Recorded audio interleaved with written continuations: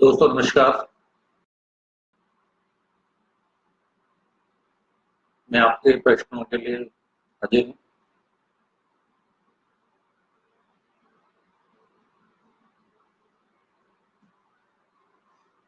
अपना प्रश्न टाइप करना शुरू करें। कपिल इंस्टीट्यूट नेचुरोपैथी यौगिक साइंसेज से जो स्टूडेंट 1 ईयर डिप्लोमा कर रहे हैं, उनको जो प्रश्न पत्र प्राप्त हुआ है, उस प्रश्न पत्र को आप कंप्लीट कर भेजिए जल्दी से जल्दी। आपको बताया गया था कि 15 तारीख से पहले पहले आपके प्रश्न पत्र जो है पहुंच जाने चाहिए। आप सभी का स्वागत है जो लाइव शामिल हो रहे हैं। अपने प्रश्न आप पूछना शुरू करें, टाइप करना शुरू करें।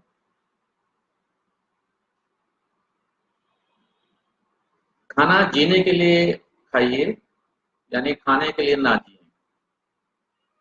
जो भी हम भोजन करते हैं वो स्वस्थ रहने के लिए होना चाहिए। ये कंसेप्ट गलत है कि हम जितना ज़्यादा भोजन करते हैं उतना हमारा स्वास्थ्य ठीक रहता है। ऐसा नहीं। शरीर के अनुसार, हर शरीर के अनुसार, इंडिविजुअल के हिसाब से हर शरीर के लिए जितना भोजन चाहिए उतना ही भोजन हमें करना चाहिए। ज़्यादा भोजन करने से शरीर स्वस्थ रहता है, ये सोचना ये नहीं। नाश्ता हमेशा हल्का लीजिए। यदि हो सके तो कोई मौसम का फल और गाय का दूध या दही का प्रयोग करें। नाश्ता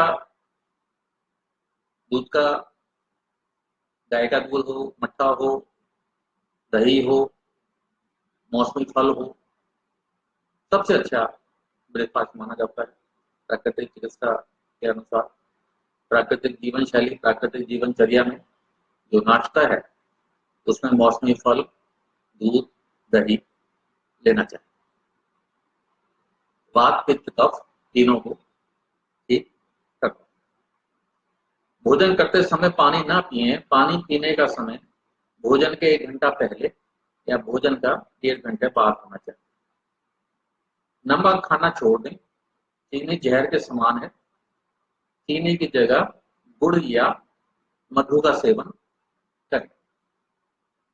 ये बहुत महत्वपूर्ण है। सभी प्राकृतिक चिकित्सक इस बात पर बहुत जोर देते हैं कि भोजन के दौरान पानी नहीं पीना चाहिए। ब्रेकफास्ट, लंच और डिनर के दौरान पानी नहीं पीना चाहिए। और मैं इसमें एक और ऐड करना चाहूंगा, in between breakfast, lunch and dinner आपको कुछ भी ग्रहण नहीं करना चाहिए, कुछ भी नहीं लेना चाहिए, इवन स्नैक्स भी नहीं लेना चाहिए। आपने ब्रेकफास्ट किया, आपका शरीर उसको पचाएगा। उसके बाद आपने लंच किया, उसको पचाएगा। और लंच के बाद डिनर आपने करना। तो इन बिटवीन आप कुछ मत लीजिए। इन बिटवीन अगर आप कुछ लेते हैं तो वो जो पाचन क्रिया है, जो आपने ब्रेकफास्ट लिया, लंच लिया, डिनर लिया, उसको जो पचाने की क्रिया है, प्रक्रिया है, पाचन क्रिया है, पाचन तंत्र है, उस पर असर पड़ता है। और जो भोजन आपने पहले लिया है उस भोजन को पचाने में व्यवधान आता है। इसलिए इन बिटवीन आप कुछ ना लें। दिन में 3 बार भोजन करें, इन बिटवीन आप कुछ ना लें।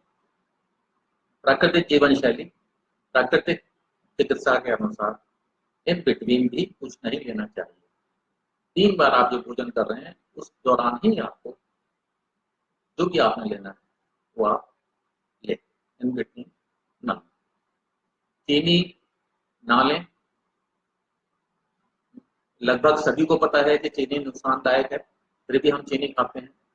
गुड़ अवेलेबल है मार्केट में, शक्कर अवेलेबल है, शहद अवेलेबल है, उसका प्रयोग करें। बातें छोटी छोटी हैं लेकिन बहुत महत्वपूर्ण होती हैं।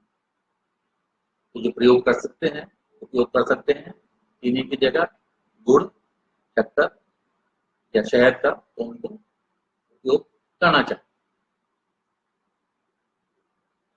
प्याज बुझाने के लिए केवल प्राकृतिक तेल, मट्ठा, जूस, सब्जियां, सूप एवं जूस का प्रयोग भी करें। आजकल मार्केट में हर चीज अवेलेबल है। पैक में अवेलेबल है, फ्रिज में रखी, कोल्ड स्टोर से, कोल्ड स्टोर में इकट्ठी की हुई चीजें हैं। सभी प्रकार के जूस, कोल्ड ड्रिंक, फल स्वादिष्ट है और सभी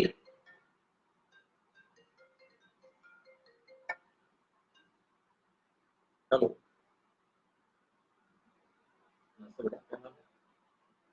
बस ठीक है बेटा, मैं करता हूँ तुम्हारे को फोन है 10 मिनट बाद। हेलो।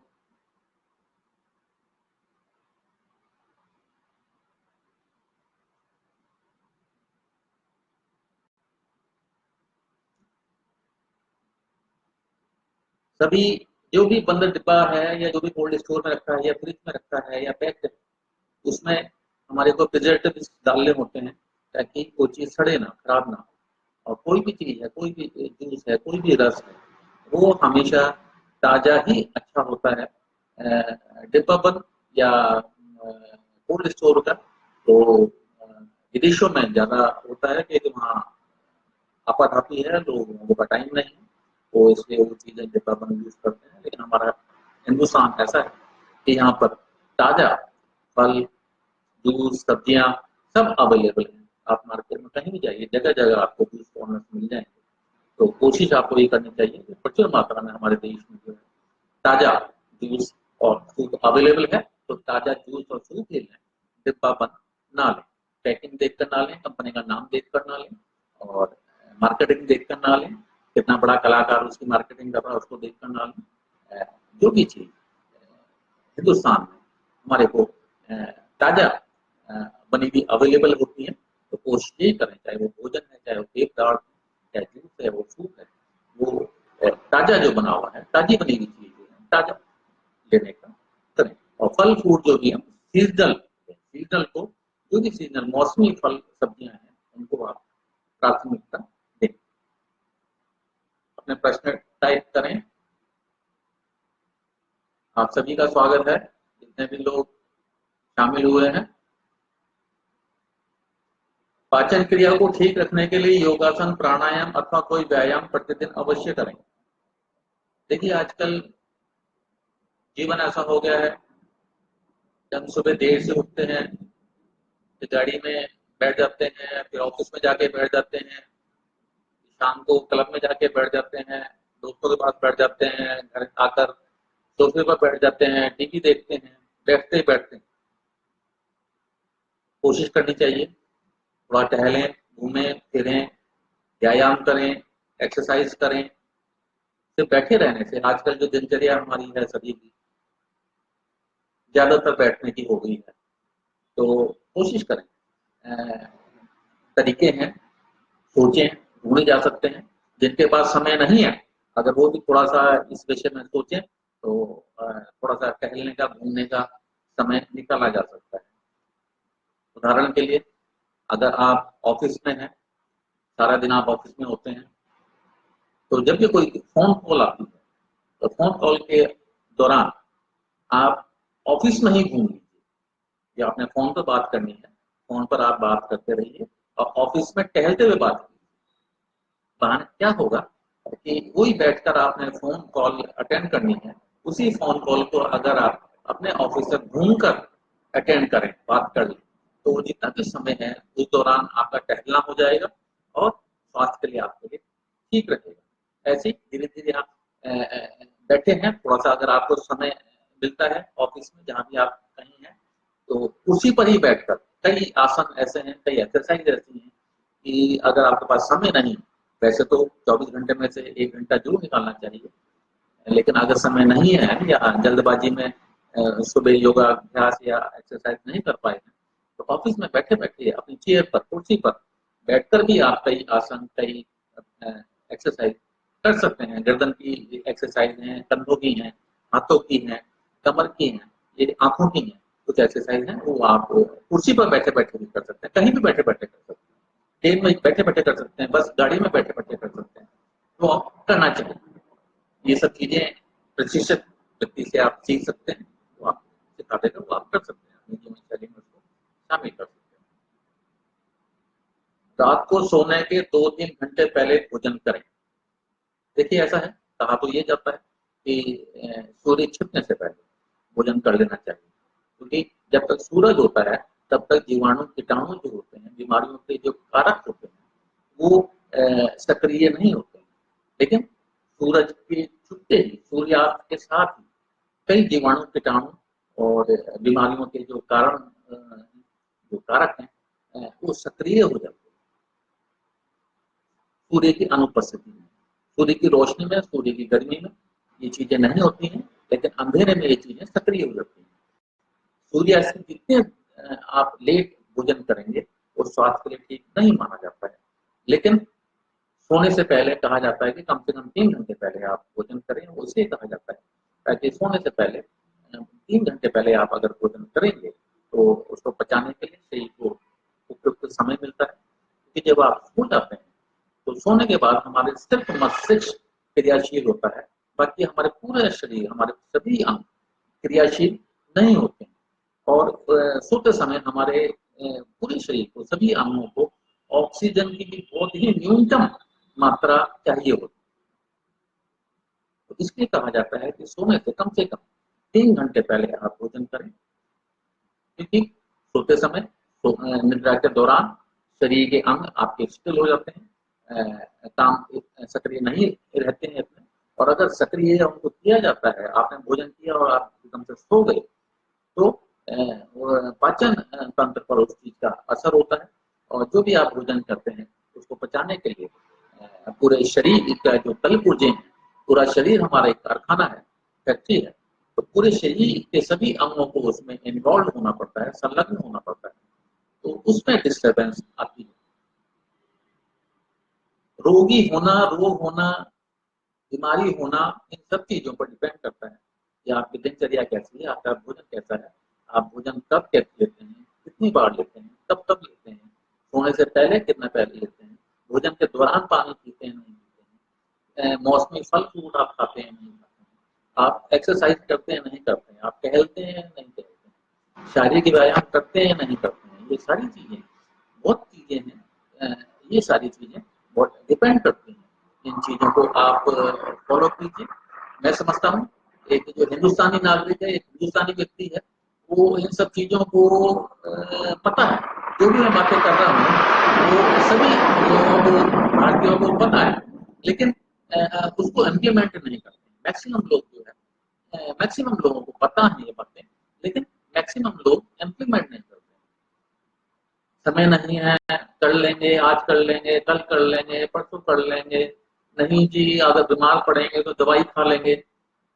ये सोचना ठीक नहीं है कि क्योंकि जब बीमार हो जाते हैं, जो रोग हो जाता है, फिर दवाइयाँ ही खाते रहना पड़ता है, वेदना ही सहनी पड़ती है, कष्ट ही सहना पड़ता है, उस चीज को हम इग्नोर कर देते हैं। ये एक रोगी से पूछिए, एक मरीज से पूछिए, जो कष्ट भोग रहा है उससे पूछिए, वो आपको बताएगा कि हाँ मेरे से गलती हुई, मुझे ये सारी चीजें पता थी, मुझे अपना आहार विहार विचार ठीक रखना चाहिए था, मुझे प्राकृतिक जीवन शैली अपनानी चाहिए थी, लेकिन मैंने नहीं अपनाई, और उसका मैं जो है कष्ट भोग रहा हूँ। और कई मामलों में, कई बीमारियों में तो पूरा जीवन जो है कष्ट भोगना पड़ता है। और जब कष्ट आ जाता है, भोगना पड़ता है, तब उस चीज का वैल्यू पता लगती है, महत्व पता लगता है कि हमारे को सावधानी कितनी जरूरी थी जीवन में, प्राकृतिक जीवन शैली कितनी जरूरी है, और सावधानियां कितनी जरूरी है। लेकिन ये चीजें पहले ध्यान में आ जाएं, पहले अपना ली जाएं, तो बहुत ठीक होती हैं। बाद में जब सेहत बिगड़ जाती है, रोग हो जाता है, शरीर कमजोर हो जाता है, उसके बाद क्या फायदा जब चिड़िया चुग गई खेत। कोशिश करनी चाहिए कि संतुलित जीवन शैली, प्राकृतिक जीवन शैली, संयमित जीवन शैली, अनुशासन वाला जीवन, ये अपनाना चाहिए। और जो नहीं अपना पाते हैं, जो नहीं अपनाते हैं, जो नहीं अपनाना चाहते हैं, वो फिर हमको पता ही है कि आगे कष्ट में जीवन हो जाता है। कष्ट में जीवन ना हो तो एज ए प्राकृतिक चिकित्सक, एज ए योगी, मैं आप सभी को यही सजेस्ट करूंगा अपने 38 वर्षों के अनुभव के आधार पर कि प्राकृतिक जीवन शैली अपना कर ही हम निरोग रह सकते हैं। भोजन में हमेशा एक बार में एक ही प्रकार का अनाज खाएं। कहा जाता है दाल फुल्का मिल जाए बहुत ठीक है, दाल फुल्का खाओ, प्रभु के गुण गाओ। दाल का और गेहूं का, कार्बोहाइड्रेट का, प्रोटीन का कोई मेल नहीं। दाल के साथ रोटी नहीं खानी चाहिए। रोटी के साथ सब्जी खा सकते हैं, दही खा सकते हैं, मट्ठा खा सकते हैं, सलाद खा सकते हैं। दाल रोटी का मेल नहीं है। दाल के साथ रोटी नहीं खानी चाहिए। प्लीज इस चीज को नोट करें। दाल आपने खानी है तो चावल के साथ खाएं, सब्जी के साथ खाएं, दही के साथ खा सकते हैं।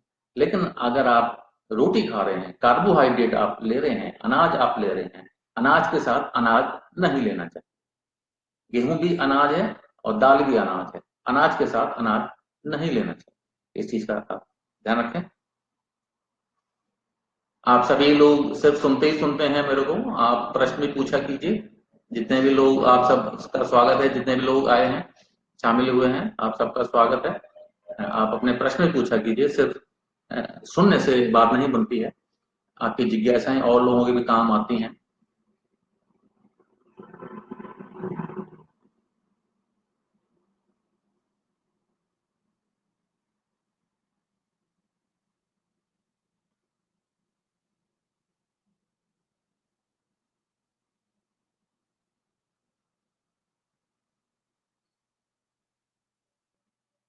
एक चीज मैं और ऐड करना चाहूंगा। पीपल और वट वृक्ष, बरगद जिसे कहा जाता है, ये दोनों वृक्ष बहुत अच्छे वृक्ष हैं, बहुत पूजनीय वृक्ष हैं और बहुत ही शुद्ध हवा के लिए, ऑक्सीजन के लिए बहुत ही महत्वपूर्ण वृक्ष हैं। इन पेड़ों के नीचे दिन में कभी भी जब भी टाइम लगे 10-15 मिनट जरूर निकालिए, पीपल या बरगद के नीचे बैठकर मेडिटेशन जरूर कर। शरीर मन आत्मा तीनों का सामंजस्य, शरीर मन आत्मा को हम शुद्ध करेंगे, सामंजस्य में बैठाएंगे इन तीनों में, तभी हमारा जो जीवन है वो सफल होगा। क्योंकि शरीर का मन पर असर पड़ता है, मन का शरीर पर असर पड़ता है, शरीर का आत्मा पर असर पड़ता है। इन तीनों का आपस में सामंजस्य होना चाहिए। तीनों का अगर हमारी आत्मा संतुष्ट नहीं है तो शरीर कमजोर होता है, शरीर कमजोर होता है तो आत्मा खुश नहीं होती है, मन प्रसन्न नहीं होता है। तो ये तीनों चीजें मिलाकर चलनी चाहिए। शरीर भी हमने स्वस्थ रखना है, मन भी अच्छा करना है और आत्मा को भी संतुष्टि देनी है। उस सब के लिए भोजन, आहार, विहार, विचार, संयम, अनुशासन, यम, नियम, आसन, प्राणायाम, प्रत्याहार, धारणा, ध्यान, समाधि, अष्टांग योग पूरे हमारे जीवन के हर पहलू को टच करता है, हमारे जीवन के हर पहलू को छूता है। हमारे जीवन के लिए बहुत ही महत्वपूर्ण सब चीजें हैं।